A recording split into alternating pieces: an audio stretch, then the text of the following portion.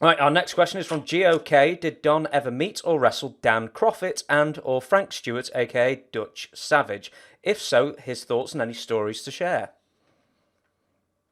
Dan Crawford, I was in Japan with him.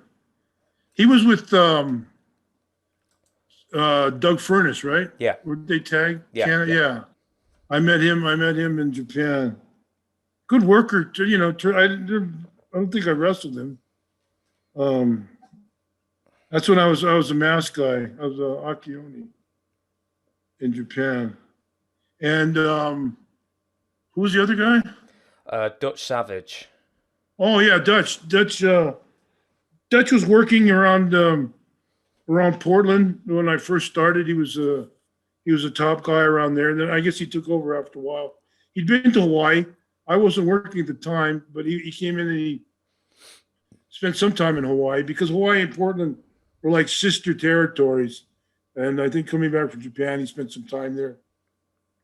Probably as like a office liaison for Don Owens, who gave loaned Ed Francis the money to buy the Hawaii territory from Al Karasik. So, but I knew Dutch up in Portland.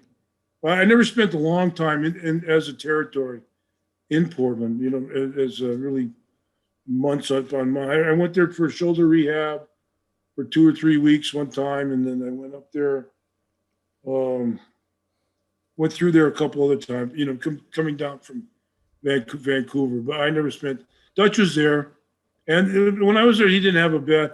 Then later on, he had a bad reputation for as office and stuff like that. But I never had anything to do with that. Just to clarify, what was the reputation? Because I have no idea about that.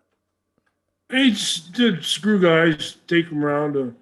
When I was there, my shoulder, Jimmy Snuka was in, and he was their star, and Dutch was still the top heel for there, and they seemed to get along famously, So and Dutch was cool then.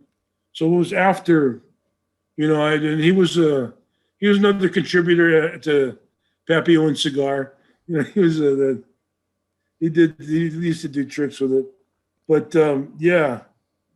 Aside from that, I never knew him to be, a rat. But later on, he got a reputation. Like I said, when he was wrestling, he and Snuka were rivals.